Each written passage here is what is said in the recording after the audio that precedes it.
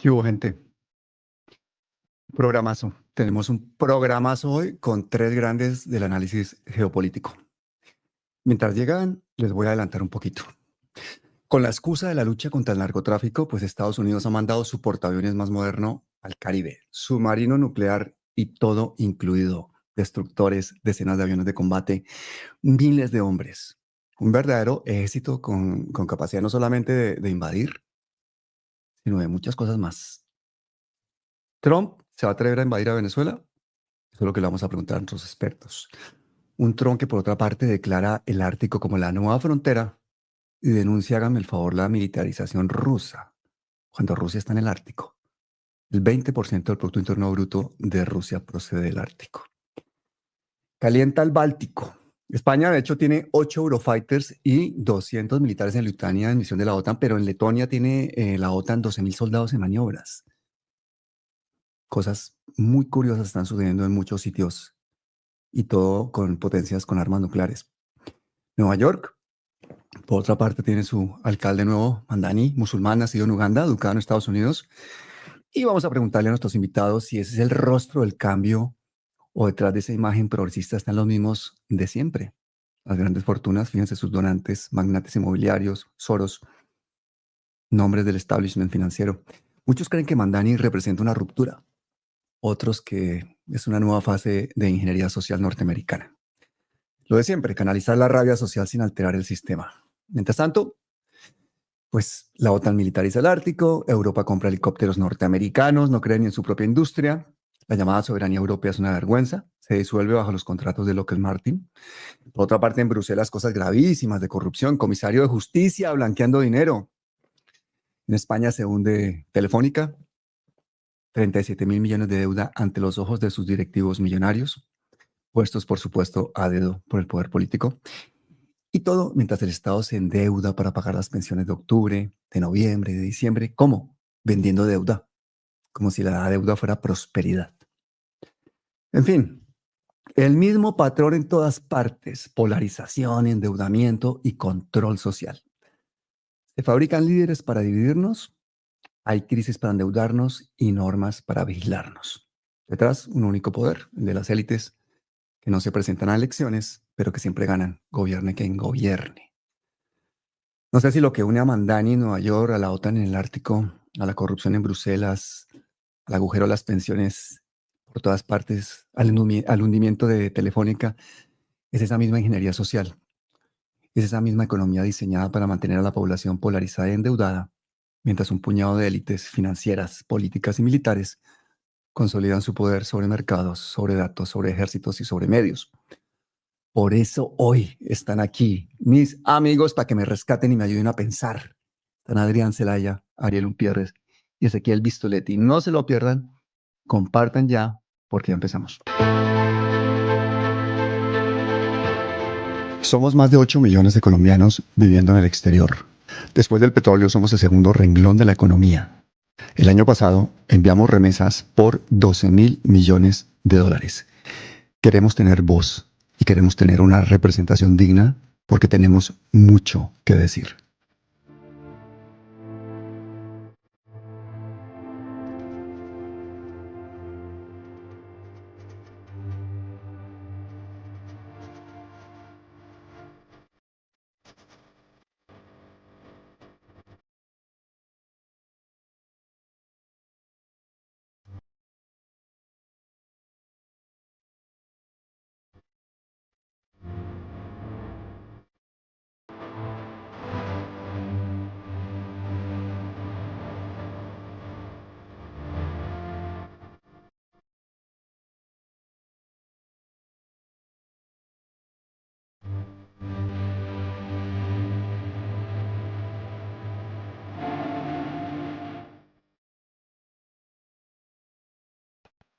Adrián, buenas noches, ¿cómo estás? Hola, buenas noches, Pablo. Encantado de estar contigo y con tu canal, como siempre. Maravilloso, nuestro programita que ya se está haciendo una costumbre los miércoles, la gente encantada preguntando toda la semana de qué vamos a hablar, de qué vamos a hablar. Y hoy tenemos a un amigo y invitado de lujo, Ariel Umpierres, bienvenido. ¿Qué tal, Pablo, Adrián? ¿Cómo están? Buenas tardes para mí, todavía es temprano aquí en Montevideo, Uruguay. Ya te vemos, ya Hola, te Ariel. vemos. Por aquí ya está haciendo frío. ¿Qué tal está la temperatura por allá? Hoy un poco fresco, pero ya viene el verano, hace calor, preparando Mm, piscinas y todas esas cosas y fiestas de fin de año. En el hemisferio sur, las grandes vacaciones son ahora, desde fin de diciembre, desde las fiestas hasta marzo. muy bien. Va a estar con nosotros también Ezequiel Vistoletti, pero me pidió 15 minutos más porque él está terminando un en vivo ahora mismo en su canal. Así que vamos a hacerlo. Todos le vamos a pedir a la gente que está conectada en todos los canales que están enlazados, que hagan sus preguntas, sus comentarios. Aquí vamos a pedirles a todos nuestros compañeros que vayan resolviendo las dudas. La primera que nos hacen todos ya de forma contundente, vamos a empezar por el invitado Ariel. ¿Será que Trump se va a atrever a invadir a Venezuela? Bueno, depende qué se entienda por invadir. Si es invasión terrestre al estilo Vietnam, no creo, no creo. Todo es probable, todo es posible. Los locos, estos psicópatas anglos son capaces de cualquier cosa, pero creo que es poco probable. Pareciera o parecería que podría ser más posible ataques aéreos, en fin, estas cosas que hacen los cobardes, ¿no? Atacan desde el aire con aviones supersónicos, con submarinos, portaaviones, así cualquiera es guapo en la guerra moderna, lo que hace Israel, que bombardea desde arriba a niños, así cualquiera es vencedor cuando el de abajo está esperando las bombas. En el caso de Venezuela, bueno, creo que ellos están bastante preparados, por lo menos, esto fue lo que me dijo el canciller, el ministro de Relaciones Exteriores de Venezuela, Gil, hace pocas semanas atrás, donde me dijo, estamos preparados, que vengan. Y yo creo, como dice el New York Times hoy, el Washington Post, Rusia, Irán, Corea del Norte, en fin, todos están ayudando a Venezuela. No sé si es así, pero en todo caso creo que algo van a hacer, porque han creado demasiada expectativa, han movilizado demasiados recursos, algo van a hacer. Que de este famoso intento de descapitar, de cortarle la cabeza al gobierno de Venezuela, es posible que lo intenten. Creo que ya están experimentados con lo que pasó en Irán el 12 de junio, allí los venezolanos, es decir, sabiendo que van a por ellos, Diosdado Cabello, etc. Por otra parte, la información que tengo de amigos que están allí en Venezuela, la gente está muy tranquila, va al supermercado, hace sus compras, su trabajo, es decir, no veo histeria colectiva.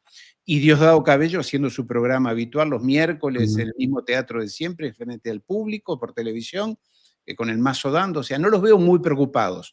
Deben de estar preocupados, obviamente, pero creo que algo van a intentar, Pablo. No, y para intentarlo tienen con qué, porque han mandado su portaaviones más moderno y el despliegue es brutal. Adrián, esto no lo veíamos hacía décadas en América Latina. ¿Cuál es tu impresión? ¿Se van a atrever? ¿No se van a atrever? Bueno, yo creo que mi impresión es parecida a la de Ariel, ¿no? Vamos a ver, hay una hipótesis que podría explicar el contexto, que es la de que Estados Unidos hubiera preparado un golpe de Estado. Es decir, que contase con que una parte del ejército o de la clase política venezolana estuviera dispuesta en el momento en que se creara una suficiente inestabilidad a dar un golpe, ¿no?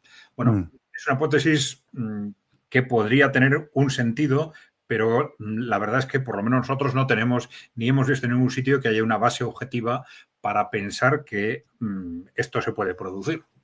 Pero es que si eso no existe, si no existe esa posibilidad de un golpe interno, la verdad es que objetivamente, como ha dicho Ariel, pues esto solo tendría sentido con una invasión terrestre que desde luego pintaría muy mal para Estados Unidos. Muy mal, teniendo en cuenta la experiencia de Estados Unidos en otros países también, ¿no? Además, Venezuela ya sabemos que está contando con el apoyo de los países emergentes y que ese apoyo pues, se va a multiplicar si es que se llega a un enfrentamiento directo en el terreno, ¿no? Una cosa es apoyarle, como se está haciendo, pues, apoyándole en su defensa aérea, en su defensa antimisilística, etcétera. Pero, claro, evidentemente, si se llegara a un enfrentamiento terrestre, iban a tener todo el apoyo armamentístico, ¿no? Bueno, entonces, esto Estados Unidos lo sabe. Entonces, ¿qué es lo que está sucediendo? Claro, teniendo en cuenta cómo es la forma de actuar de Donald Trump, pues no hay que descartar el efecto de imagen. Es un hombre que siempre actúa en base a buscar una determinada imagen, ¿no? Y claro, un objetivo fundamental de su presidencia y de su política exterior es estar constantemente transmitiendo imagen de agresividad. Esto en buena parte es algo que yo creo que el sistema le pide el establishment. Un establishment que está cada vez más nervioso por esa pérdida de la hegemonía mundial por parte de Estados Unidos. Bueno, y nosotros más de una vez hemos comentado que ese nerviosismo, ese pánico del establishment va a ir a más a medida que se acerque el final de la guerra en Ucrania, que ese es el gran detonante seguramente de muchas cosas de las que están pasando y de las que van a pasar en los próximos meses, ¿no? Frente a ese pánico, el establishment solo sabe responder pidiendo agresividad, pidiendo guerra. Lo vemos con los gobiernos europeos y lo hemos visto también con los gobiernos demócratas en Estados Unidos, ¿no? Mi impresión es que esa no es la apuesta del trumpismo. El trumpismo tiene un posicionamiento, digamos, más realista en general, en el sentido de que son conscientes de que no se pueden enfrentar directamente a Rusia y a China y por eso están buscando de alguna forma cómo colocar a Estados Unidos en el nuevo contexto multipolar. Otra cosa es que estamos de acuerdo o no con la estrategia que ellos plantean para ubicar a Estados Unidos en ese contexto, cómo están planificando ese nuevo Estados Unidos reindustrializado, no dependiente del exterior y con qué área de influencia. Esa es otra cuestión. Pero sí parece que han adoptado esa posición realista de avanzar hacia un mundo multipolar, cosa que el establishment todavía no acepta, ¿no? Entonces, dentro de ese choque con el establishment, el gobierno de Trump tiene que estar constantemente manteniendo agresividad y con mayor radicalidad a medida que se acerca el final de la guerra en Ucrania. Y si en un momento determinado esa agresividad parece que afloja en un determinado punto del globo, pues se busca inmediatamente otra, ¿no? Oye, Ariel, mira la foto que puse para el tema este. El tipo le quita a 40 millones de personas los bonos de alimentación en Estados Unidos. Tiene casi una guerra civil. Nos pone a hablar de guerra contra el narcotráfico. Estaba básicamente bombardeando pescadores en el Caribe y en el Pacífico colombianos. Nos ha dejado prácticamente con un tema nuevo. Este tipo es un genio de la comunicación. Esto es una maniobra distractora para que no hablemos de la política interna porque se le está desmoronando el país. Le han puesto a un señor musulmán como Mandiani de alcalde en su propia ciudad. ¿Cuál es la maniobra de Trump ahí detrás de cámaras? Yo creo que, como dice Adrián, es una maniobra que hay que entenderla, creo yo, con un sentido global de toda la élite de Occidente. Porque lo mismo parecido se está viviendo, en algunos aspectos hasta más grave, en Europa. Es decir, una fascistización, un proceso de autoritarismo, de cancelación, de hostigamiento a todo aquel que manifieste alguna disidencia, algún tipo de disidencia. Lo vemos en las calles, tanto de Europa, París, Londres, Berlín, Nueva York, Chicago, donde quieras, ves estas especies de Robocops, estos policías Robocop que pegan a todo el mundo, golpean hombres, mujeres, en fin, que tienen una agresividad, una intolerancia ante cualquiera que se lleve una camisa o una bandera de Palestina, ya es suficiente para que te peguen, te lleven preso, etc. Creo que hay un proceso, sí, de autoritarismo. En el caso de los Estados Unidos, ICE, o sea, esta organización, este sector o esta policía anti-inmigraciones, tiene más miembros que todas las fuerzas de seguridad federales juntas. Trump se ha dotado de una fuerza de choque pretoriana, una guardia pretoriana, que en realidad está dispuesta ahora a atacar y buscar y perseguir a los inmigrantes, pero que en cualquier momento lo va a empezar a hacer con los propios norteamericanos, los estudiantes que ahora que vuelven a clases en las universidades protesten por el tema Palestina y se manifiesten anti-Israel. En fin, hay definitivamente, y todos nosotros tenemos más años que muchos jóvenes y hemos participado en manifestaciones a lo largo de las décadas, de los años, y no hemos visto nunca el estado de violencia que hay hoy en las ciudades europeas, en los Estados Unidos, y como digo, de intolerancia. Y como este hombre no tiene respuestas, como tampoco las tiene Macron, ni Scholz, ni Steinmeier en Europa, tampoco las tiene Milei allí en Argentina, ni las va a tener Noboa en Ecuador, y a Petro se le está complicando también en Colombia. Como no hay respuestas dentro del sistema capitalista tradicional, lo que hay es violencia. Es volver al viejo sistema, si quieres, a lo que fue un extremo en América Latina, que fue un extremo que fue Pinochet o Videla, fue un extremo. Pero ojo, como bien dijo Petro, esto de poner portaaviones allí en el Caribe es una agresión a toda América Latina. Y nos prepara conscientemente, inconscientemente, la publicidad, la propaganda nos prepara para la violencia que se viene. No hay respuestas a los problemas de desocupación, de pobreza, de falta de alimentación, de malos sistemas educativos, malos sistemas de salud, de vivienda. No hay respuesta a eso, entonces hay violencia. Al lado de eso, después vienen todos los sistemas de adoctrinamiento, de apaciguamiento. Por ejemplo, mega shows musicales, eventos deportivos, todo lo que sirve para dormir la mente, más allá del placer que nos den esos eventos, ¿no, Pablo? Distraer totalmente. Bueno, llegó el que faltaba. Pan y circo, pan y circo. Pan y circo. Bueno, aquí les vamos a dar lo contrario, aquí les vamos a dar pedagogía e información y ha llegado el gran Ezequiel Vistoletti. Ezequiel, bienvenido. Hola, Pablo, ¿qué tal? Un placer y un saludo a Adrián y Ariel. ¿Qué tal a todos? Hola, ¿Cómo Ezequiel. estás? Perdón por la demora, yo hasta recién en transmisión en mi canal, por eso la llegada un poquito tarde. Mil disculpas. Fenomenal, fenomenal. Bueno, nada, estábamos hablando aquí de si Trump se iba a atrever a invadir a Venezuela. ¿Cómo has vivido tú eso desde allí? Qué gran pregunta. En principio, si la política de Trump respondiera a la lógica, no debería comenzar una invasión a Venezuela porque generaría una situación desastrosa para las Fuerzas Armadas estadounidenses y para su gobierno, ¿sí? El objetivo, de cualquier modo, aparece claro, seguramente ya lo habrán presentado antes de mí.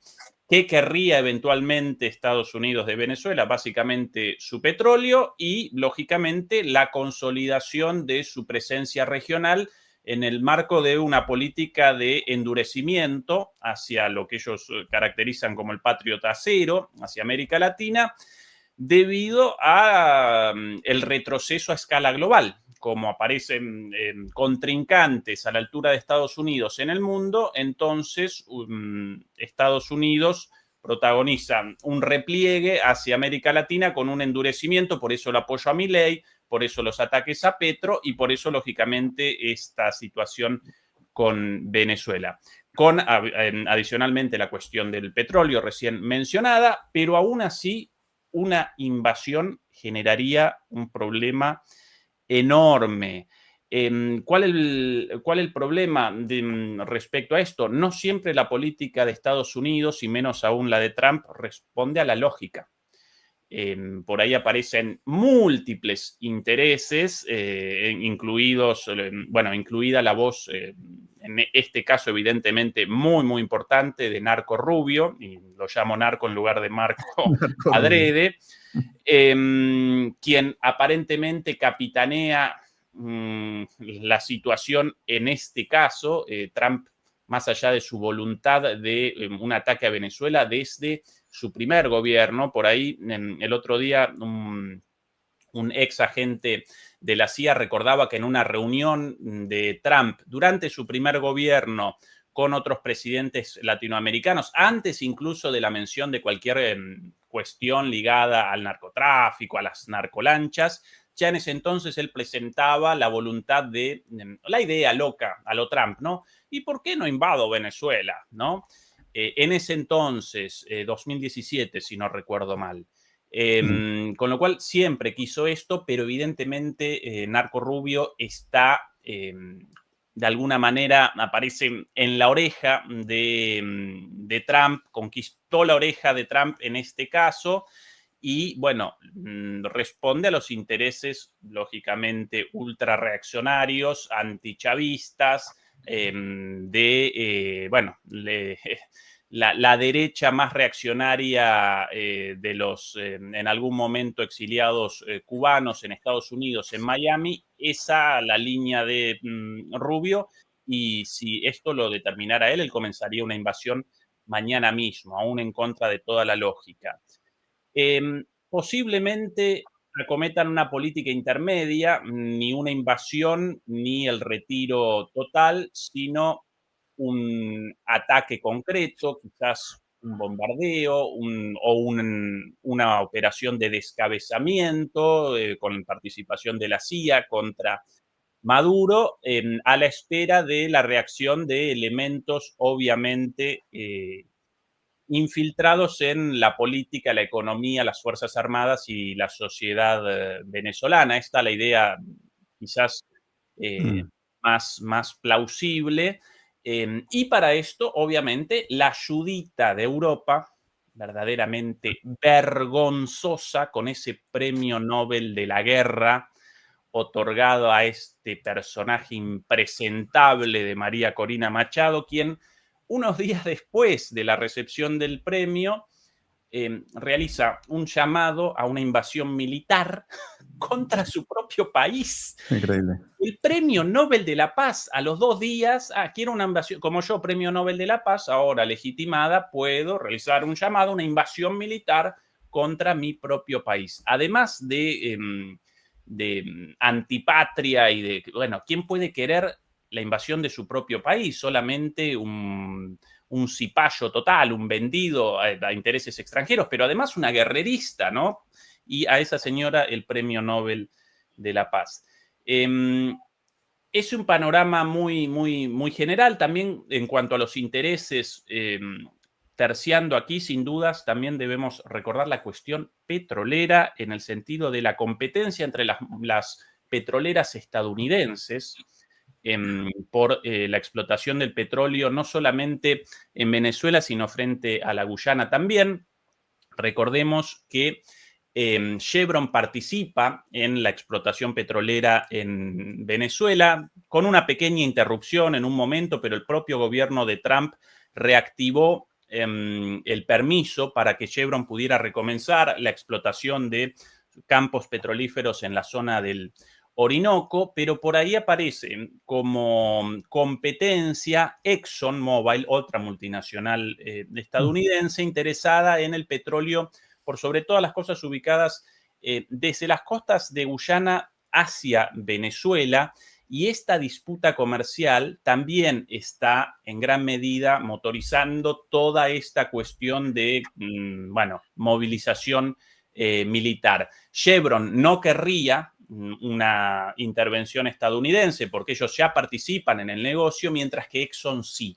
Ese otro de los intereses espurios ahí, a partir de los cuales podría comenzar algo más fuerte que un ataque con misiles o con bombas, solamente por la voluntad de mayores ganancias a una costa de la política internacional o de la situación geopolítica estadounidense en la región, ¿verdad?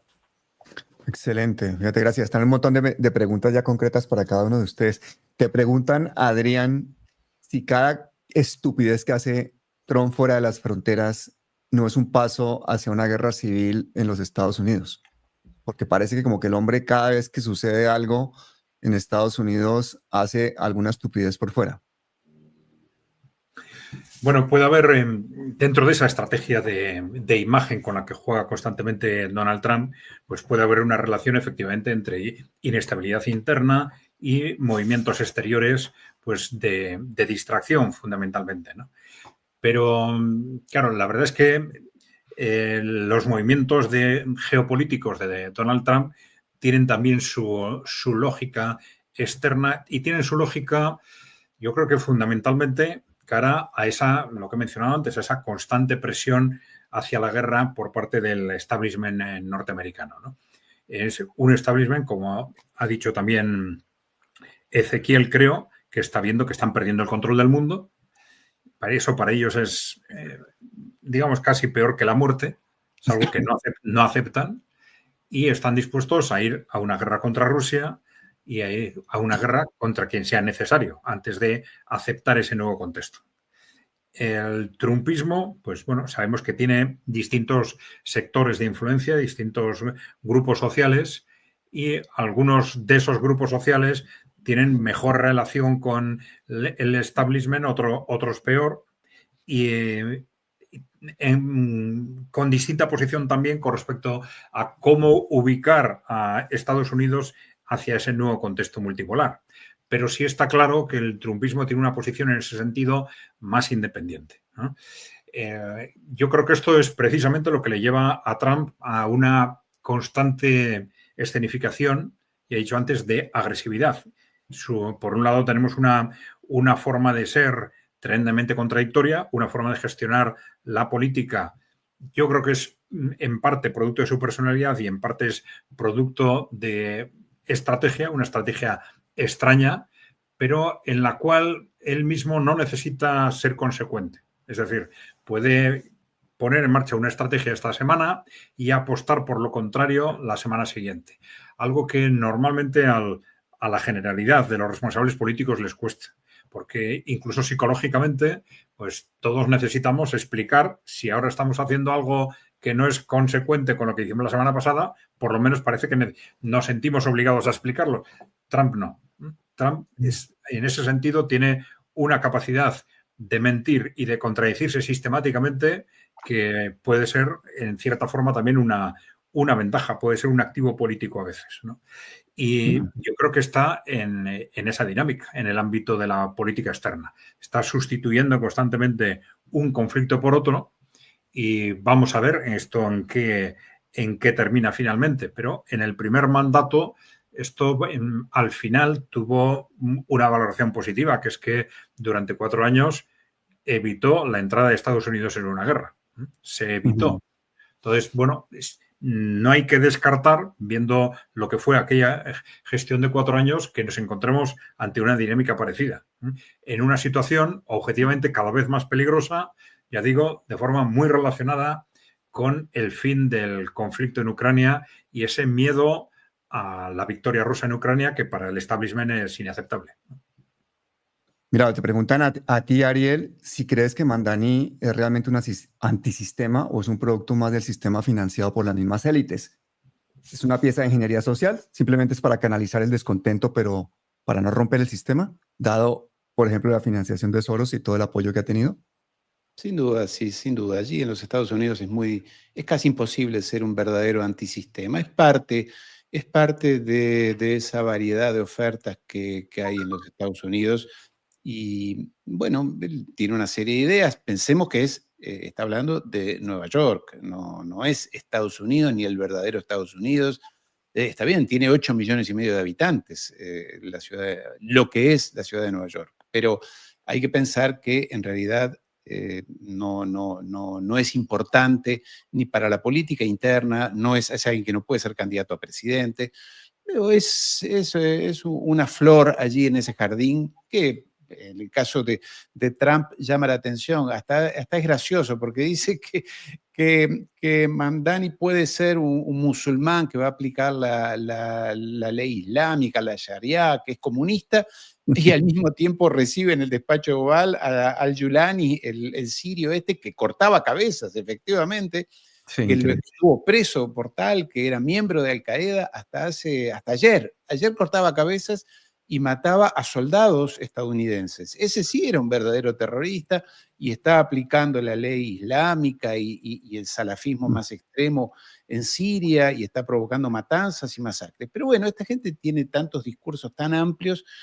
Yo creo, para Pablo, amigos, para sintetizarlo, yo creo que esta gente, todo lo que está haciendo Trump, parece todo muy, muy contradictorio, muy, muy raro. A mí no me parece que sea tan así. A mí me parece que responde a una estrategia, a una política, que es construir un Estado policial. Buscan despoblar la tierra. Ese es el objetivo. Aquí en pocos años va a sobrar gente, van a sobrar empleados, con esto de la inteligencia artificial, la nueva organización del trabajo. También buscan, creo yo, con esto de las nuevas tecnologías, el vivir para siempre, la élite, ¿no? Los pobres viviremos más o menos lo mismo. y hasta piensan en conquistar el espacio exterior. Si hay gente que tiene en la cabeza cosas, no están actuando a lo loco. Y Trump cumple la función de generar un caos global. Porque, claro, estas guerras, estas disfunciones, el gobierno de los Estados Unidos estuvo cerrado 1 mes y medio, los controladores aéreos no controlaban los aviones, y el tipo ningún problema, andaba por el mundo, hablaba con unos, hacía una fiesta en Mar-a-Lago, bailaba en Tailandia, en fin, como que no le interesaba ni le preocupaba nada de lo que pasaba dentro de su propio país. O sea, están hablando, y yo creo que él y muchos, Tucker Carlson, hay varios que están jugando, apostando, Peter Thiel, en fin, hay varios personajes dentro de los Estados Unidos que están apostando a un caos global, a algo que nos ocurre a todos los analistas. No entendemos. Guerra por acá, enfrentamiento por allá, amenazas, sanciones, hago acuerdo de paz, pero a los 2 días o a los 2 minutos el acuerdo de paz en Gaza no funciona más y Netanyahu y esos nazis que son los sionistas judíos asquerosos de Israel hacen lo que se les ocurre, siguen matando, dice que va a hacer la paz con Rusia, pero parece que no, entonces se enoja y dice, bueno, dado que Putin no quiere la paz, no le doy más pelota y no hago más nada.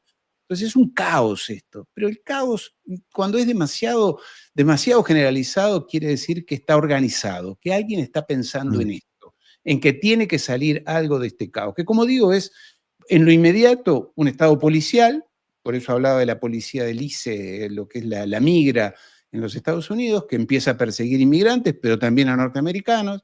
Esto que dice Harari, Yuvir Harari en el Foro Económico Mundial, allí en Davos, que sigue hablando de que sobran personas en el planeta, sobramos seres humanos, que vamos a ser totalmente descartables, apuestan a vivir para siempre y hasta de generar colonias en el espacio exterior. Parece raro todo esto, pero esto del caos y que Trump es un loquito, sí es un loquito, sin duda, y que debe tener problemas cognitivos, parece que sí, es lo que dicen en Washington. Pero también hay una estrategia detrás, Pablo. Fíjate que mientras estamos hablando de esto, mucha gente está diciendo que ayer o antes de ayer salió una nueva víctima de Epstein que involucra a Trump. Estamos hablando de un sistema ahí también bastante oscuro de sobornos, de chantajes y de cosas detrás. Ezequiel, que por qué los argentinos sí se comieron el chantaje de Trump de desfinanciar a Argentina y los neoyorquinos no se comieron ese chantaje y logran que gane pues un candidato que aparentemente va en contra de Trump. ¿Qué ha pasado ahí en Argentina? Buena la pregunta también. Yo, de hecho, hasta hace una semana allí en Argentina participé en las elecciones, con lo cual pude presenciar de primera mano la situación.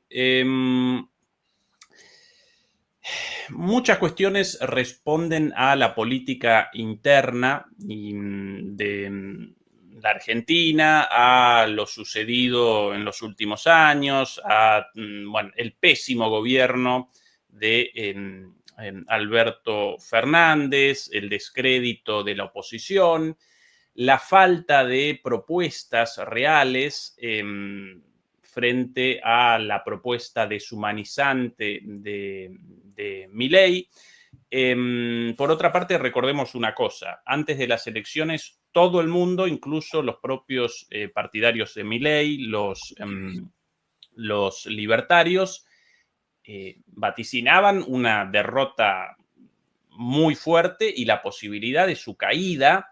El salvataje de Trump generó de alguna forma la resurrección de Milei por un tiempito, ¿sí? El final aparece escrito en piedra. El modelo económico propuesto por Milei determina necesariamente el colapso de la economía, por lo general a través de la cesación de pagos, ¿sí? La incapacidad del repago de la deuda necesitada permanentemente, por lo cual quiero simplemente contextualizar eso, ¿no?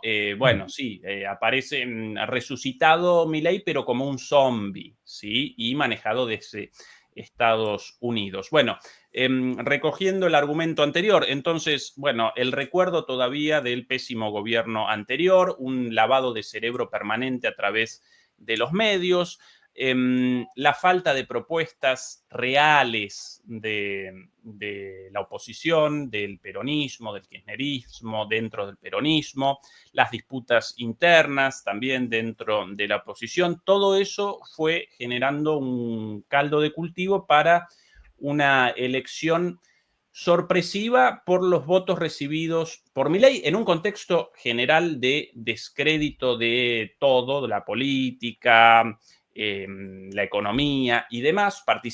Cada vez participa menos gente en las elecciones. La oposición contabilizó los votos más o menos previstos, pero a Milei lo acompañó más gente de la presumible según las encuestas. Pero todo esto en el el 40% del 60% del electorado. Pero no participó un 40%, ¿no? Participa el 60% y dentro de ese 60%, un 40% acompañó a Milei cuando, bueno, las encuestas vaticinaban algo así como un 30%, ¿sí? Así que es esa la sorpresa, entre comillas. Después también podemos establecer el foco en una explicación más ligada a la cultura y a la cultura política argentina. Nos caracteriza una visión del mundo, una mirada muy particular, la idea de que nosotros representamos el centro del mundo y una suerte de convencimiento de nuestra excepcionalidad. Entonces siempre aparecemos un poco en un limbo bastante particular, y en este caso ese limbo, esa confusión, en Argentina lo llamarían una nube de pedo, pero bueno, una expresión un poco ordinaria, pero esa quizás la mejor expresión de todas. En ese limbo, Estados Unidos y Trump aparecen como la salvación de la Argentina, la gran potencia del mundo, con un desconocimiento total y absoluto de todas las cosas planteadas recién también por ustedes, de la situación de decadencia estructural e indeclinable de Estados Unidos, de un país a poco de una guerra civil como Estados Unidos, de un presidente como Trump cada vez más débil de derrota en derrota. Y bueno, es el contexto general para la locura de haber acompañado a Milei en una segunda oportunidad. También podemos recordar otros fenómenos más generales como, y perdón por presentar tantas causas, pero a veces la realidad así, multicausal. Bueno, el efecto de esta porquería, ¿sí? Los teléfonos inteligentes, las redes sociales, la digitalización del mundo. Y bueno, yo lo caracterizo directamente como un proceso de estupidización común de la gente, y lamentablemente, y no me congratula en absoluto esto, mucho peor aún en la gente joven. Llama la atención, genera verdaderamente sorpresa que entre los votantes más fieles de Milei aparezcan chicos jóvenes dedicados a tareas completamente precarias como la repartición de comida a través de estas aplicaciones, ¿no? La economía de las aplicaciones. Bueno, según el país, los nombres, Globo, Rappi, Liferando, etcétera, etcétera, ¿no? Bueno, la fantasía impuesta por estos telefonitos en sus cabezas de que en algún momento ellos podrán protagonizar un salto hacia la riqueza rápida y fácil, ¿no? En un mundo libre de libertades económicas, mientras pobres chicos aparecen condenados todos los días a pedalear una bicicleta 12 horas para generar un ingreso mínimo sin la más mínima cobertura de nada, ni seguridad social, ni vacaciones, ni seguro médico, absolutamente nada, a la buena de Dios. Bueno, eso también responde, más allá de todas estas cuestiones específicas, a la influencia de esto en las cabezas de las personas, y es un fenómeno generalizado, no solo en Argentina, lo presenciamos en Europa también, en Estados Unidos. Redondeo ahí la respuesta, y con una disculpa también por no poder presentar una sola causa, sino algunas hipótesis. No, pero excelente. Bueno. Excelente, porque estamos en Colombia ante la tesitura de que quiere volver la extrema derecha, y muchos de los argumentos que se están utilizando son muchos de los que se han utilizado en Argentina. De hecho, el aplaudir hasta con las orejas a los Estados Unidos y a Trump es uno de los, digamos, barcos de batalla que utiliza la extrema derecha en Colombia. Mira, me están haciendo una pregunta para Adrián aquí.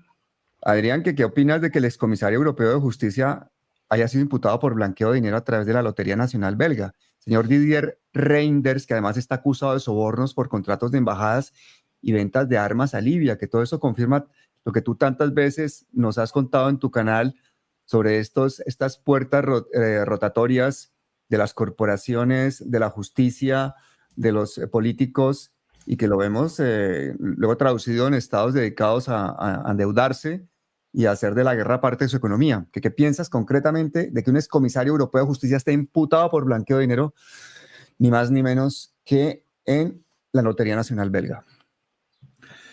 Bueno, es una muestra bastante disparatada de una situación general de corrupción y de descrédito en el que se encuentra la Unión Europea en cuanto tal, no la Unión Europea en su conjunto. Ahora estamos hablando de la estructura institucional de la Unión Europea en Bruselas, ¿no? Bueno, esto tiene distintas vertientes, ¿no? Por un lado, hay un nivel de corrupción que, como tú comentabas, es necesario para mantener el control de la clase política, ¿no? Y sabemos que en el conjunto de Europa tenemos una clase política lamentablemente tremendamente sometida a los grupos de interés, a los poderes fácticos, ¿no? Hay otros elementos específicos de la propia Unión Europea, como son, por ejemplo, la falta de oposición, ¿no? Algo que es tremendamente llamativo porque, en general, aunque sean oposiciones más o menos falsificadas, en el conjunto del continente se ha jugado sistemáticamente con la oposición, digamos, izquierda-derecha, ¿no? A veces de forma exagerada. Nosotros solemos decir que al final los que se llaman de izquierda, derecha o centro en Europa y en Estados Unidos al final son parte de ese partido único que se constituye a partir de los años 90 y que estas fuerzas en realidad en todo lo estratégico pues se someten a los intereses corporativos. Por lo tanto, no son más que apariencias, ¿no?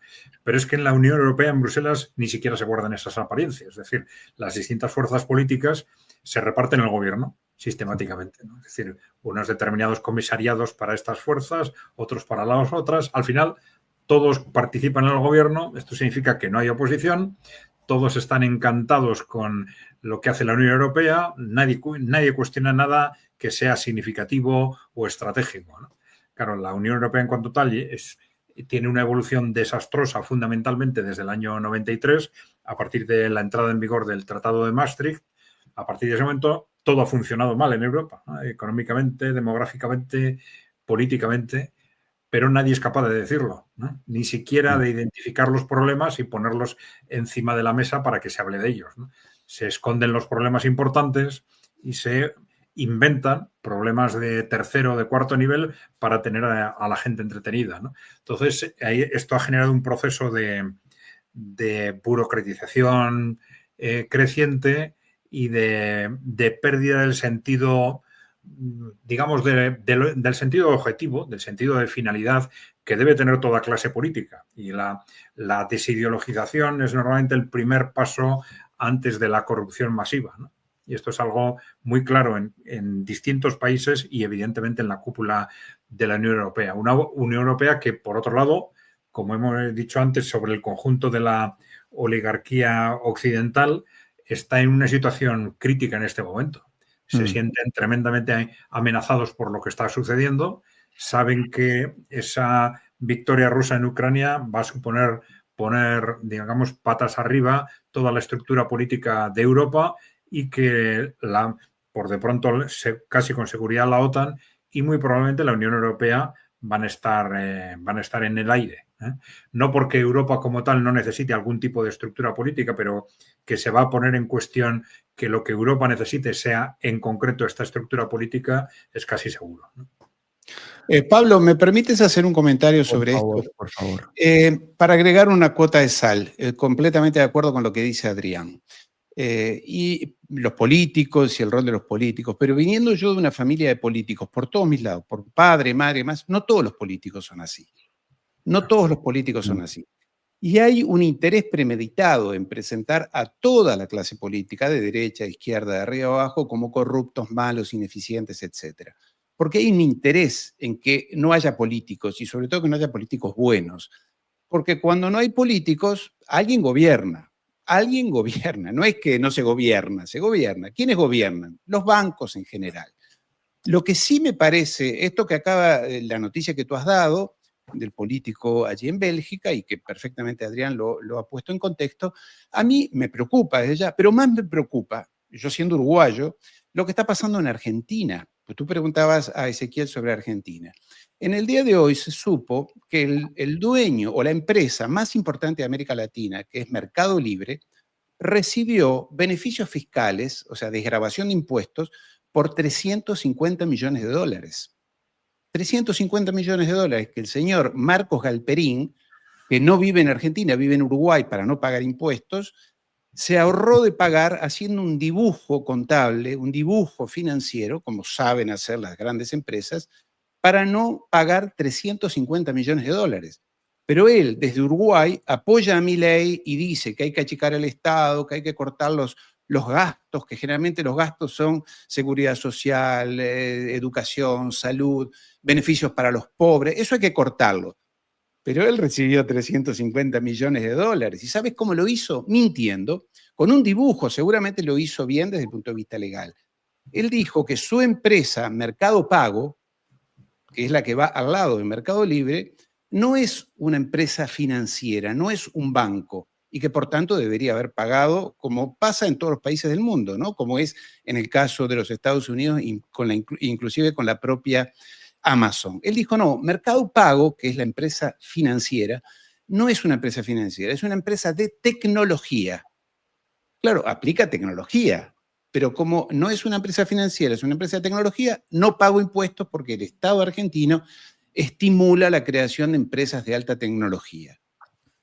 Entonces, a mí me parece que se hace demasiado hincapié, y está muy bien en los políticos, y está muy bien, pero tiene una finalidad ese mensaje, es desacreditar a los políticos, a estos que son malos habría que tirarlos todos abajo un camión, no hay duda, pero no a todos los políticos, porque alguien tiene que gobernar, y si no gobiernan los buenos políticos, gobiernan los bancos. Y a estos señores que dicen que hay que desgravarlos, que hay que achicar al Estado, pero que a ellos no les apliquen impuestos, como Elon Musk. Elon Musk era un genio, que sin duda lo es, pero hizo toda su fortuna gracias a las subvenciones, donaciones, créditos y demás del Estado norteamericano, en este caso el Departamento de Guerra, el Pentágono en su momento. Entonces, yo creo que hay que, mientras uno dice estas cosas, aclarar también lo otro. Hay una intencionalidad política en esto que decía yo antes, de que no todo es distopía, no todo es locura y confusión. Hay un plan, es de organizar una sociedad en la cual esto que se ha dado en llamar el tecnofeudalismo, la tecnología llevada a su máxima expresión, son los que quieren gobernar y reemplazar el viejo sistema democrático, que evidentemente está caducado, el sistema republicano está caducado, y que ellos tienen un plan que es alternativo, que no es ni volver al pasado, ni el comunismo, ni nada, es algo alternativo, en la cual, para sintetizar y con esto redondeo, el 90% de la población del mundo, 90% de la población es superflua, es innecesaria. Por eso es que en fin, están habiendo tantos experimentos, y no me quiero meter en otro tema, tantos experimentos con nuevas vacunas, nuevos medicamentos, tratamientos y demás. Oye, ¿cómo te agradezco que hayas dicho eso? Porque precisamente uno de los problemas grandes que tenemos en Colombia es que con tanta corrupción que hemos tenido, han conseguido despolitizar a los jóvenes. Los jóvenes no quieren hablar de política, están cansados. Nadie se quiere meter en política. Hay una persona buena, inteligente, con buenas intenciones, dice, ¿para qué me voy a meter en política si después me van a decir que soy chorro, que robé, que corrompí, que hice esto? Cosas que seguramente, y lo digo como una familia, viniendo de una familia de políticos, de muchos, y que no lo han sido, al contrario. Así es. Ezequiel, te hacen una pregunta aquí, como para los que, es que como no habías venido nunca a Palabras Mayores, es un canal colombiano. ¿Qué opinas de un compañero de la lucha antisionista que en una calle de Nueva York le dijo al ejército de Estados Unidos que por favor le desobedecieran a su presidente, que no siguieran haciendo un genocidio en Palestina, un tal Gustavo Petro? Tu micrófono. Perdón, primero un saludo a los hermanos colombianos. Yo, si bien soy argentino, yo unido carnalmente con Colombia porque mi esposa colombiana y mi hijo, entre otras ciudadanías, también colombiano, además de argentino, colombiano, así que es un país al cual quiero particularmente. Petro, para mí Petro representa el mejor presidente posible para Colombia. Que puedo realizar críticas respecto a algunas cuestiones en las cuales yo querría un gobierno mucho más avesado respecto a distintas cuestiones, sí, sin dudas. Pero considerando la historia de Colombia, el recambio político entre neoliberales ultraconservadores fascistoides del lado de Uribe y neoliberales un poquito menos fascistoides como Santos y compañía a lo largo de ¿cuánto tiempo? Ese recambio entre derechas y una izquierda completamente ajena a las realidades, dedicada a la lucha armada, en la guerrilla y demás, con las FARC y cada vez con menor relación con los problemas reales de los colombianos de a pie. Esa es la historia de los últimos, por lo menos, 50 años de Colombia. Bueno, apareció Petro y comenzó un gobierno de centro-izquierda, lo cual para mí representa en este momento la mejor alternativa posible, por lo menos en el momento en el cual apareció Petro. A partir de acá, claro, genera la posibilidad de muchas cosas más. Y en algunas cuestiones, como por ejemplo en la posición con respecto a Estados Unidos, presenta una postura ahí sí que muy digna, para mí de ninguna manera... Sin flancos débiles, esa es la expresión, sin costados débiles, como por ejemplo respecto a Estados Unidos, respecto a la conglomeración de tropas frente a Venezuela, respecto también a muchas de las cuestiones internacionales presentadas en sus excelentísimos discursos en las Naciones Unidas. Entonces, yo con un aprobado puesto a Petro,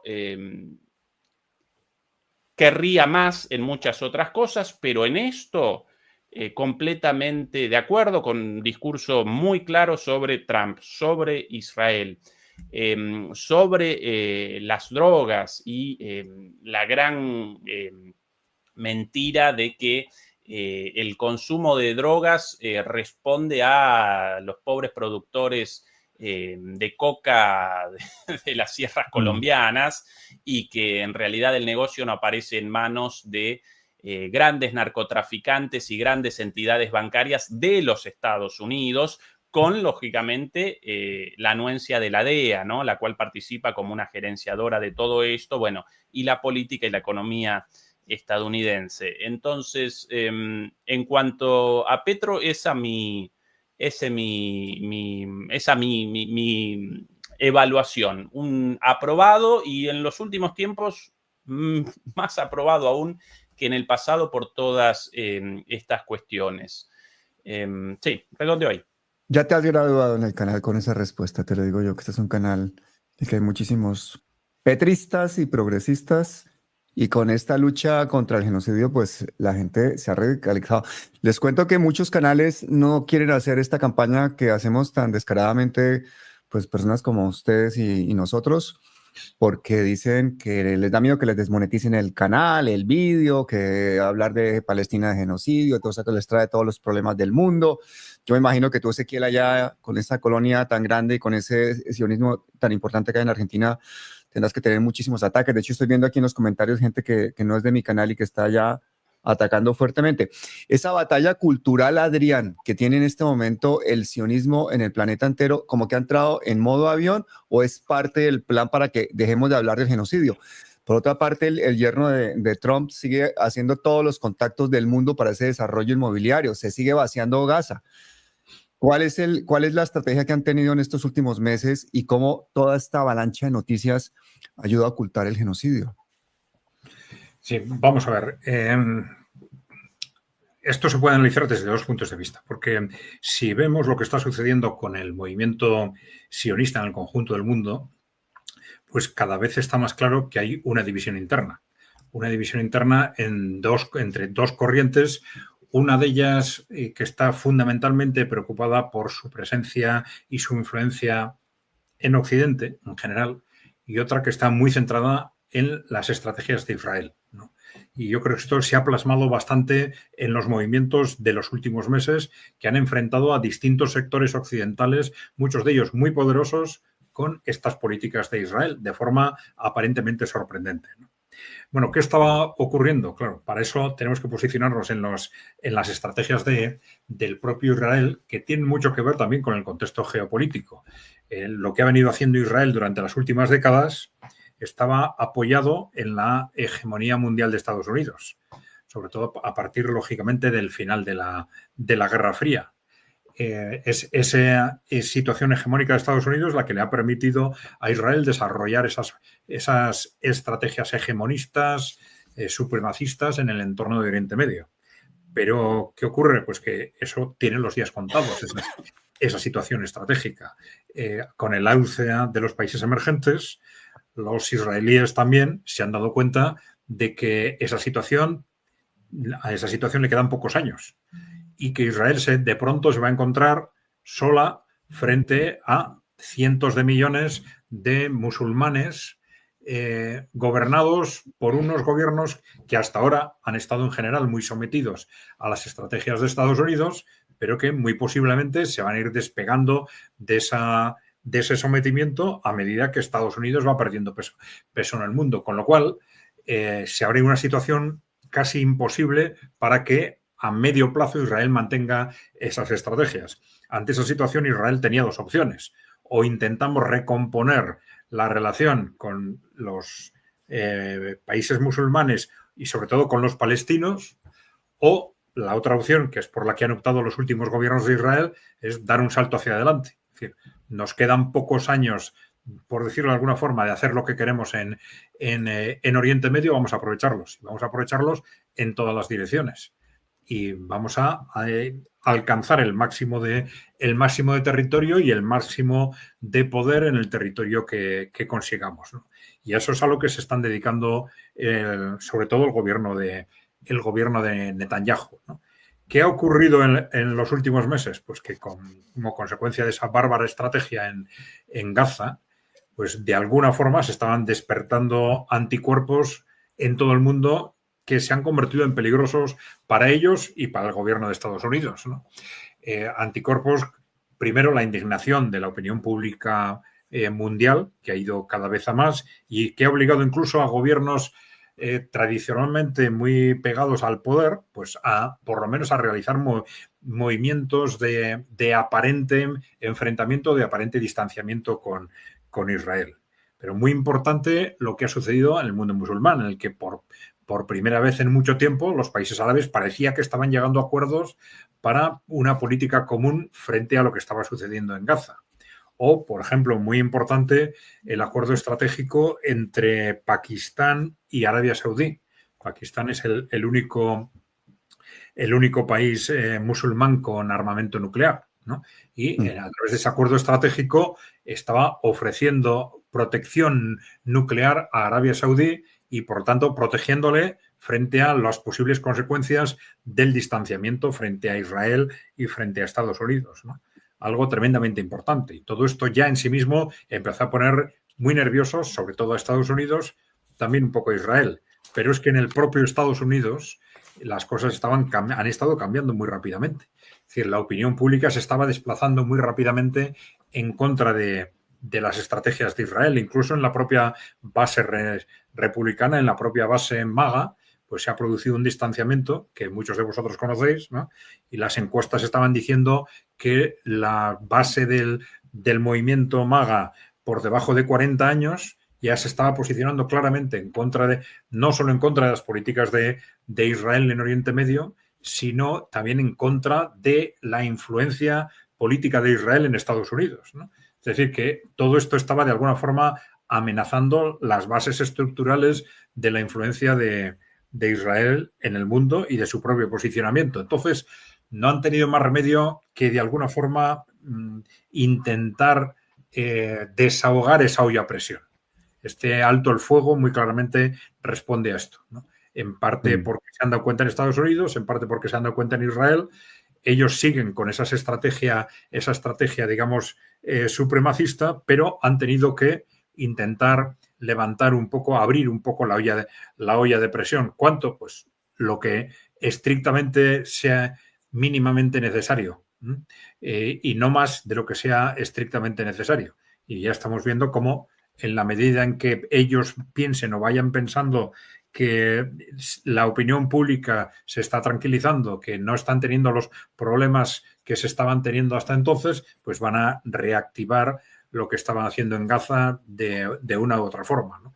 Yo creo que estas son las claves fundamentales de lo que está sucediendo con el sionismo, mientras que nos encontramos con esa otra facción del poder sionista que se ha distanciado muy claramente de estas políticas en los últimos años, pues muy probablemente por lo que hemos comentado, es decir, porque estas políticas le están de alguna forma poniendo en riesgo su presencia, su influencia en el conjunto del mundo, ¿no?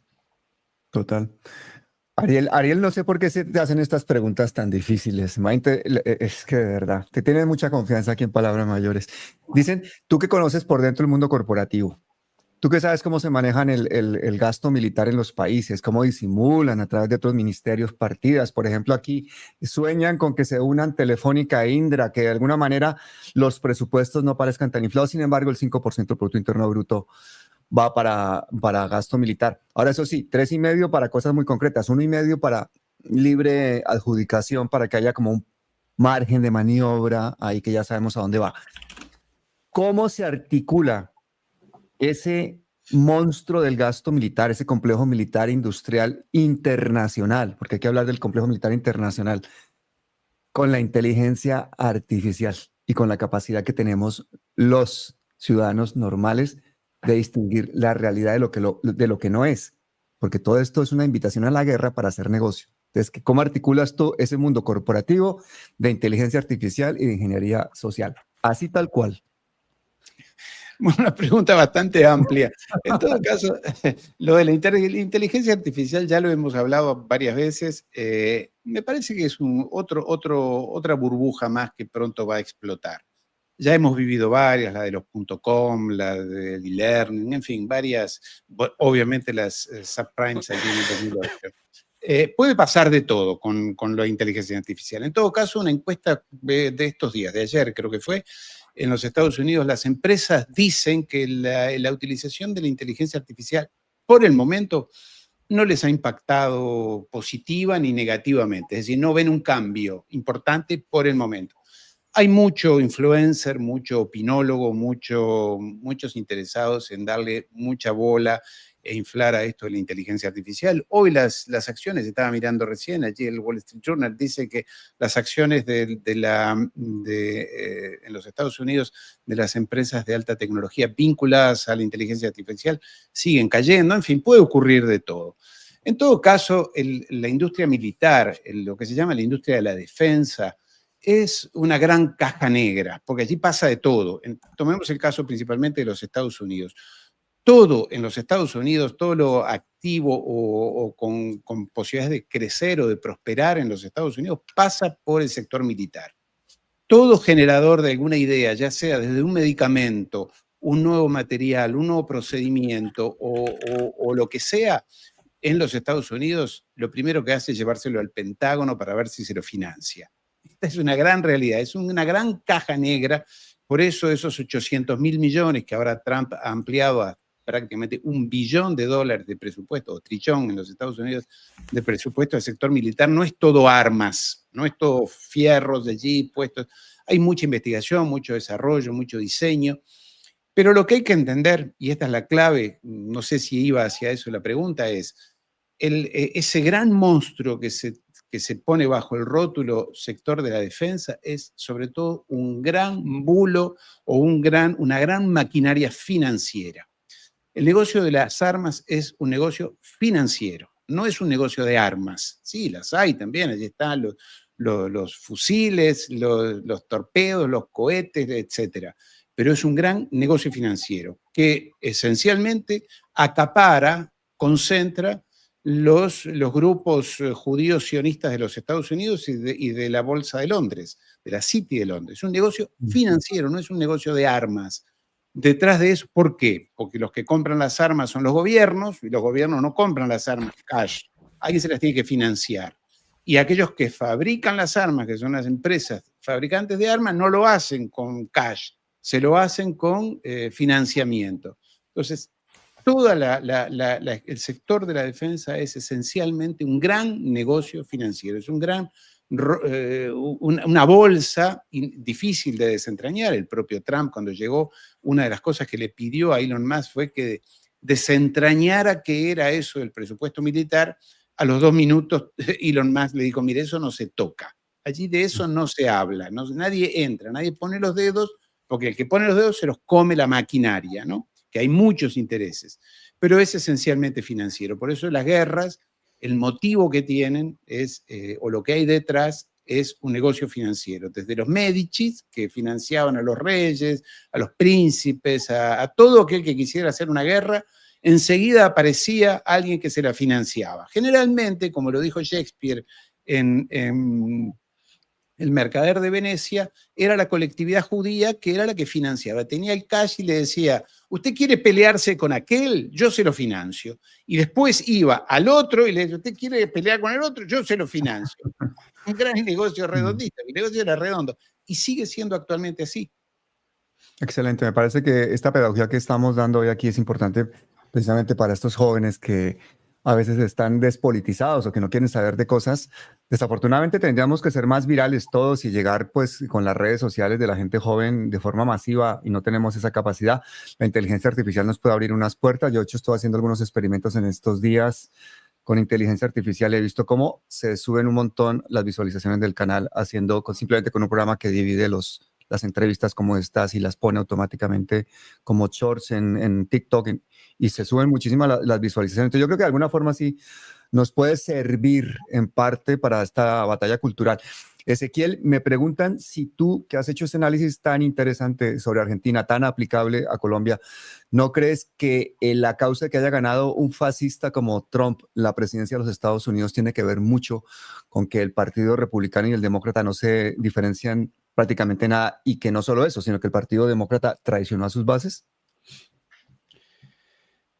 Sin dudas, sí, el micrófono activado, ¿verdad? Sí, sin dudas, la victoria de Trump respondió a la debacle del Partido Demócrata, la debacle del gobierno demócrata, la debacle de el establishment republicano también, la debacle de las élites republicanas y de los sectores tradicionales de el Partido Republicano, pero además de todo esto, para mí aparece como causa principal la decadencia de Estados Unidos como potencia global, tanto en lo geopolítico como en lo económico, un deterioro muy fuerte de las condiciones de vida de la población, y en ese contexto alguien considerado como un outsider de la política, como alguien proveniente de afuera de la política, presentó una propuesta con muchas promesas falsas, por cierto, en respuesta a esas realidades. ¿Cuál la promesa? Bueno, esto de Make America Great Again, esto de hacer América grande de nuevo, lo cual en gran medida representa una confesión de la situación de los Estados Unidos, una confesión de la crisis sumada a esta romantización del pasado. Dentro de esto también aparecía como causa de todos los problemas el chivo expiatorio de los inmigrantes y de los mexicanos, por sobre todas las cosas. De hecho, entre las pocas promesas cumplidas de Trump en su campaña, precisamente esta una de ellas, la de las deportaciones masivas. Todo lo demás, la reactivación de la economía, desactivar las guerras a escala global,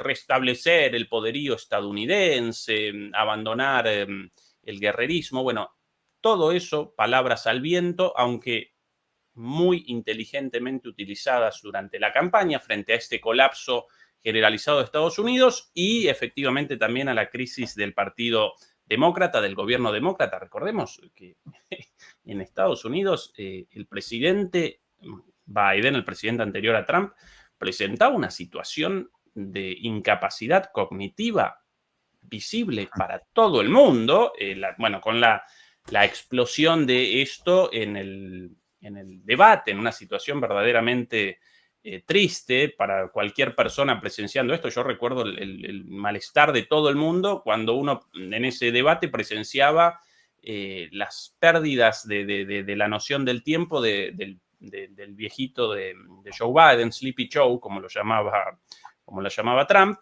Bueno, en ese contexto apareció Trump con este discurso inteligente y conquistó nuevamente el gobierno estadounidense. Pero lo acompañaban, por un lado, las contradicciones de siempre y por otro lado, la inercia sistémica de un país en decadencia, no solamente un país en decadencia, un orden en decadencia. Como contexto de la situación, algunos presentan esto solamente como el fin de la unipolaridad, ¿sí? Bueno, el orden mundial unipolar, hegemonizado por Estados Unidos, aparece en crisis frente al surgimiento de un orden multipolar con otros actores como China, Rusia, India, etcétera, los BRICS. Bueno, sin dudas, esa es una parte de la explicación, pero podemos retroceder aún más para establecer el foco en esta crisis estructural y efectivamente vamos a presenciar que no solamente el orden unipolar aparece en crisis, sino todo el orden posterior a la Segunda Guerra Mundial, ese orden con instituciones como las Naciones Unidas, también en crisis, el Fondo Monetario Internacional en crisis, el Banco Mundial en crisis, la Organización Mundial de Comercio, en aquel entonces llamada GATT.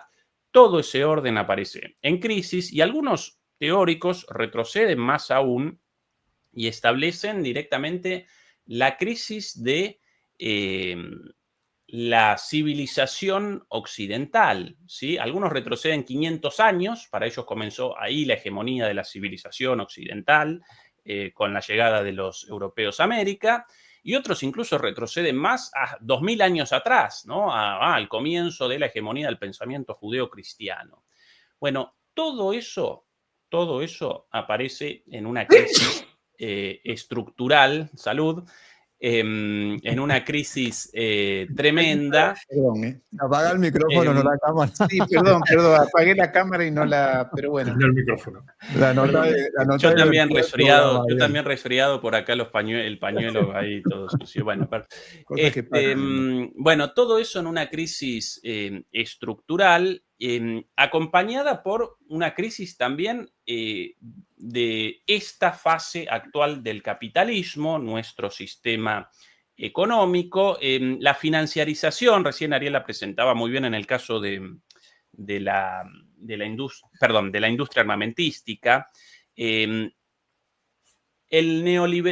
Nuestro capitalismo, nuestra forma de capitalismo, el capitalismo neoliberal, financiarizado, ahora también de plataformas digital, está caracterizado efectivamente por la financiarización de la economía y esa financiarización responde precisamente a la decadencia de un ciclo de acumulación del capital. Esto es una cosa muy, muy, muy técnica, pero básicamente en la historia del capitalismo aparecen fases encabezadas por una potencia económica, primero los genoveses, después los holandeses, después el Imperio Británico y desde la Segunda Guerra Mundial Estados Unidos como la primera potencia económica. En todas estas fases aparece sobre el final, en el momento de declive y decadencia de esa potencia y antes del surgimiento de una nueva potencia económica, también dentro del capitalismo, en este caso China, aparece una fase de financiarización. Esto lo presenciamos en la caída del Imperio Británico con la financiarización de la City de Londres, y ahora con Wall Street y Silicon Valley como el sector dominante de la economía y de la política en Estados Unidos, frente al surgimiento de una nueva economía real, productiva, material, con un eje en Asia, China. Entonces, todo este panorama genera un cambio radical, ¿sí? Del fin de la unipolaridad, el fin del orden de posguerra, el fin de la hegemonía occidental y el fin de una fase de acumulación capitalista y el surgimiento de una nueva con China a la cabeza. Esa es la magnitud de los cambios ante los cuales aparecemos, ¿sí? Como privilegiados, efectivamente, pero también con muchos riesgos, porque muchas veces estos grandes cambios a lo largo de la historia de la humanidad aparecieron mediados por una gran guerra. Y una gran guerra al día de hoy determinaría el fin de la humanidad por la tecnología nuclear. Para redondear todo esto, en este contexto de tantos cambios tan profundos, los países, los gobiernos, las sociedades más lúcidas y más audaces para poder realizar esta transmisión van a aparecer en ese nuevo orden mundial, político, económico, incluso civilizatorio, en una situación privilegiada, ¿sí? Por eso algunos países están realizando esta transición muy inteligentemente, con un acercamiento hacia el BRICS o con participación, y otros, como mi querido país, la Argentina, aparecemos voluntariamente encadenados al Titanic, descendiendo a las profundidades del Océano Atlántico después del choque con un iceberg, ¿no? Con un témpano de hielo. Es el desafío para nuestros pueblos y es el desafío no solo para nuestros dirigentes, sino por sobre todas las cosas para nuestras sociedades, de estar conscientes de esto y de machacar y generar presión para que nuestros países en el futuro aparezcan en una mejor posición de la cual aparecerán atados a estas viejas rémoras del pasado en decadencia, como el imperio estadounidense, por ejemplo. Oye, me ha llegado ya para finalizar el programa una serie de comentarios, pero hay uno que yo creo que vamos a pedirle a ustedes que lo contesten. Por lo menos un minuto, una respuesta, porque lo hemos conseguido. Una persona joven, se llama Carlos Alberto Martínez, ya les leo el comentario. Me dice lo siguiente: me llamo Carlos Alberto Martínez, trabajo en Rappi Colombia y en un bar. Trabajo 12 horas diarias, no tengo nada. No he podido acceder a la universidad, tengo que ayudar a mi madre a mantener a mi hermanito, pero quiero ayudar a cambiar a mi país. Me mamo, que es como decimos los colombianos cuando nos cansamos mucho, y me desanimo. ¿Qué puedo hacer? Regálenle, por favor, empezando por Adrián, una respuesta de un minuto a Carlos Alberto. Sí, vamos, ¿qué puedo hacer para mejorar mi país? Entiendo, ¿no? Bueno, yo creo que es fundamental tener en cuenta que, primero, es distinto lo que se puede hacer en cada país. Hay que analizar cuál es la situación de tu país y si realmente, como sucede en Europa, por ejemplo, no hay realmente fuerzas políticas que estén actuando en la dirección correcta o estén posicionadas correctamente frente a un entorno como el actual, que no tiene nada que ver con el entorno de hace 10 años. Y sobre todo, en qué medida estamos hablando de fuerzas que no están trabajando para la gente, sino que están trabajando para los grandes grupos de interés, ¿no? Entonces, si esto sucede, está claro que esas fuerzas no son el instrumento de cambio, no son el instrumento para una sociedad mejor, para posicionarse mejor, como decía Ezequiel, cara a lo que está sucediendo. Entonces, en ese caso, hay que analizar si fuera de esas grandes fuerzas hay fuerzas minoritarias que estén trabajando en esa dirección, y si no, hay que crear nuevas fuerzas. Y crear nuevas fuerzas, ¿qué significa? Pues bueno, en principio para cada ciudadano significa salir de Internet. Es decir, porque estamos en una situación en la que hay muchísima gente que está muy mentalizada, ha conseguido un nivel muy alto de información y muy buena información a través de Internet, pero eso no es suficiente, porque la fuerza de la gente es el número. La fuerza de los millonarios y de los grandes grupos de interés puede ser el dinero, pero la fuerza de la gente es el número y hay que agruparse con otros, ¿no? Hay que salir del ordenador. Internet es fundamental, pero hay que ir más allá, hay que dar el siguiente paso y hay que juntarse A veces hay movimientos que han surgido porque 2 o 3 personas han empezado a hablar entre ellas y han empezado a mover cosas, ¿no? Entonces, yo intentaría motivar a todo el mundo en esta dirección. Organizarse, utilizando las organizaciones que hay en el entorno. Esto puede ser distinto en cada país, apoyando, si existen las organizaciones que estén trabajando, que vayan a trabajar para la gente, y si no, sin miedo, crear nuevas organizaciones. Excelente. ¿Tú qué le dirías a Carlos Alberto Martínez, Ariel? Mira, yo en primer lugar quiero no ser muy duro con los jóvenes. Yo creo que hay mucha actividad de los jóvenes. Se está viendo mucha actividad, como la hubo siempre.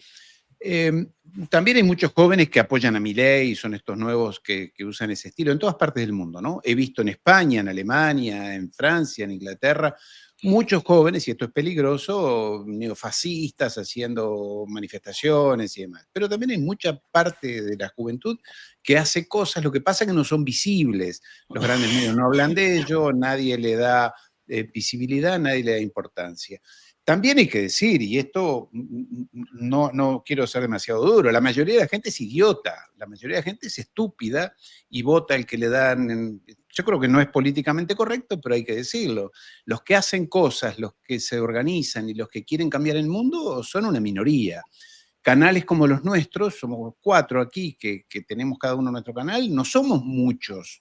No somos muchos, la mayoría hablan de estupideces, de pavadas, de idioteces, tratan de embrutecer aún más a la gente como los grandes canales de televisión. Entonces, todo aquel que quiera cambiar el mundo tiene que moverse. Como dice aquí Adrián, yo le diría, hay que mover el culo. Porque si tú te quedas encerrado en tu pequeña vida, en tu pequeño problema, en tu pequeño fútbol y en tu espectáculo musical, y bueno, la vida pasa. Pero esto fue siempre así. Siempre así, no sé, los que estábamos en un movimiento un poco más de izquierda, más de protesta, éramos minoría siempre, en la universidad, en el colegio, en nuestros niveles, al que fuera. Entonces, yo no tengo una respuesta mágica para este caballero al quien no conozco. Le digo, hay que moverse. Claro, probablemente lo que me diga este señor es, yo trabajo 12 horas por día, llego cansado, el dinero no me alcanza, etcétera, etcétera. Lo cual es cierto, el que está en esas circunstancias, en esas situaciones, es muy difícil.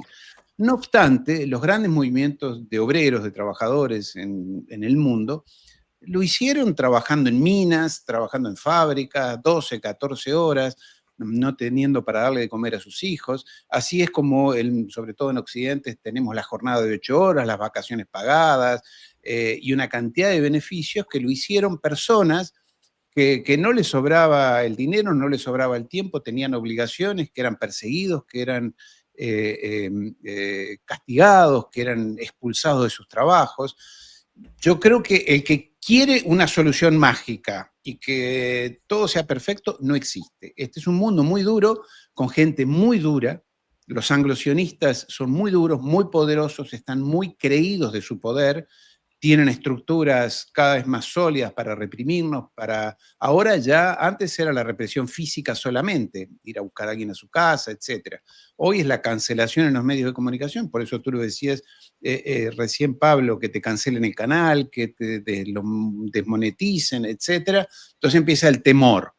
Desde el temor no se construye nada. Para eso tienen políticas ellos. Entonces, a este amigo que participa hoy, que hace esa pregunta, mira, busca las soluciones a tu alcance. Y como bien decía Adrián, hay que salir del cascarón de uno. No sé si de la comodidad, porque esta persona, por lo que entiendo, trabaja mucho, tiene una vida muy dura. Y es cierto que hoy, sobre todo en América Latina, no solamente, también en Europa, la vida es cada vez más complicada, el dinero no alcanza, hay que trabajar más, etc. Y esto pone condiciones difíciles. Ahora, fácil no hay nada, nunca lo fue. La humanidad llegó hasta acá, salió de las cavernas, como estábamos hace 10.000 años, porque hubo unos que salieron de su comodidad. Vayamos a ver cómo es el resto del planeta. Y así lo hicieron. Bueno, depende de dónde uno quiera ponerse. Si uno quiere ponerse en la comodidad de esperar que el mundo alguien lo transforme, y bueno, te lo va a transformar los Rothschild, Goldman Sachs, BlackRock para su beneficio. Y en ese esquema, ni esa persona ni nosotros entramos, somos totalmente prescindibles. En todo caso, depende el nivel de rebeldía que cada uno tenga, Pablo. Excelente, excelente. Carlos Alberto Martínez, vaya, vaya ayuda que te están dando aquí los compañeros con estas palabras que además son aplicables a tantos jóvenes. ¿Tú qué le dirías, Ezequiel, a Carlos? En primer lugar, acompaño las palabras de Adrián y de Ariel, de punta a punta. En segundo lugar, Carlos, recordá que no apareces solo en una situación como la tuya, de tanto esfuerzo y bueno, y de tanta desazón a menudo y desesperanza.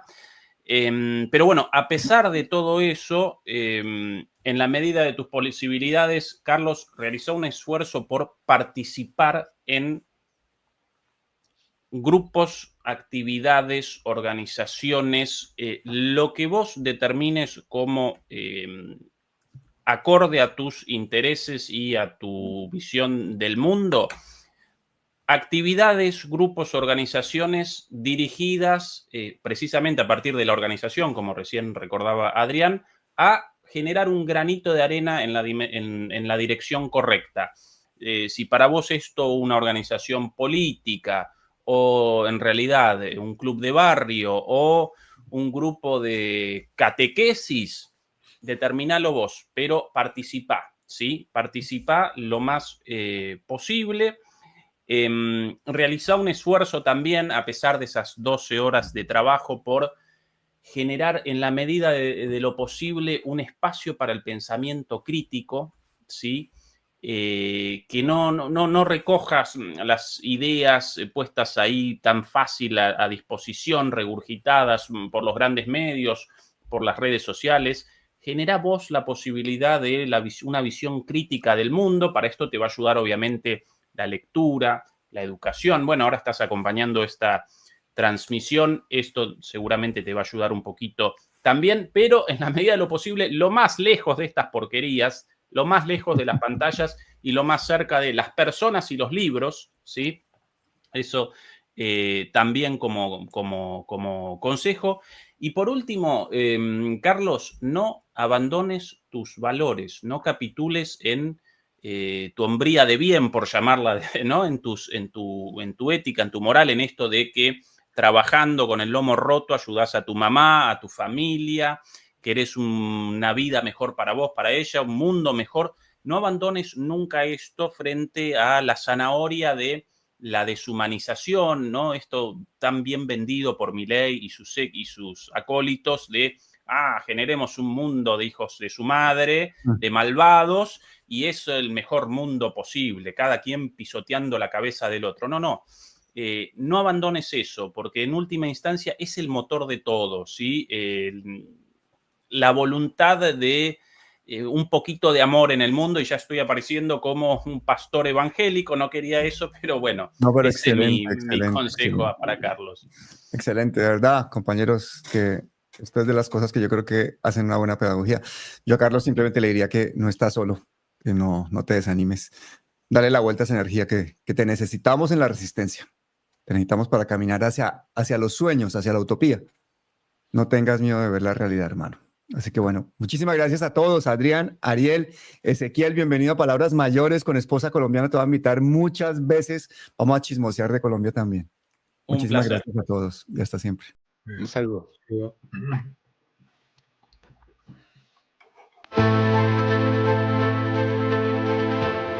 Somos más de 8 millones de colombianos viviendo en el exterior. Después del petróleo somos el segundo renglón de la economía. El año pasado enviamos remesas por $12.000 millones.